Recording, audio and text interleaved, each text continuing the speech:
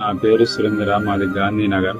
నేను 2 సంవత్సరాల నుంచి నన్ను నల్లాటి సుబ్బారావు, సిఏ వెంకట్రావు టార్చర్ పెట్టి పోలీస్ స్టేషన్ లో కూర్చోబెట్టి 30 లక్షల రూపాయల డబ్బులు నా దగ్గర వసూలు చేశారు. వసూలు చేసిన తర్వాత నన్ను వదిలిపెట్టండి సార్, మీకు దండం పెడతానని సిఏ వెంకట్రావు చెబితే 30 లక్షలు కట్టించుకొని వదిలేశారు. నన్ను డైలీ స్టేషన్ పిలిపించడం, టార్చర్ చేయటం, వీళ్ళ టార్చర్ దెబ్బకి నాకు ఆరోగ్యం పాడైపోయి నేను బయటికి రాలేని పరిస్థితిలో ఉన్నాను. మళ్ళీ 3 రోజుల క్రితం నుంచి నన్ను టార్చర్ పెడుతున్నారు. నాకు సంబంధం లేని కేసుల్లో పెట్టేసి సిఐ వెంకట్రావు నాకు ఫోన్ చేసి నువ్వు స్టేషన్ కి రా అని చెప్పి నిన్నంతా స్టేషన్ నన్ను కూర్చోబెట్టి నాకు ఆరోగ్యం బాగోలేదు సార్ అన్న నన్ను వదిలిపెట్టలేదు. నేను అక్కడ పడిపోయాను. అక్కడ పడిపోతే అప్పుడు మా బావగారు వచ్చి తీసుకుని వెళ్ళిపోయాడు. ఇది అన్నిటి కారణం నల్లాటి సుబ్బారావు చేస్తున్నాడు. అదే అంటే నీ మీద ఏం చెప్పినా సరే మాకు చెల్లుబాటు అయ్యింది, మేము చేస్తాం, నిన్ను ఏదైనా చేస్తాం, మీ మాలో ఏం చేస్తారని అంటున్నాడు. ఎస్సీని మీరు ఏం చేస్తారని నల్లాటి సుబ్బారావు నన్ను 2 సంవత్సరాల నుంచి టార్చర్ పెడుతున్నాడు. నేను ఒకటే జగనన్న, నేను ఏం చేసే పరిస్థితులు లేను. 2 ఏళ్ల నుంచి పోరాడాను, 30 లక్షల రూపాయలు డబ్బులు కట్టాను.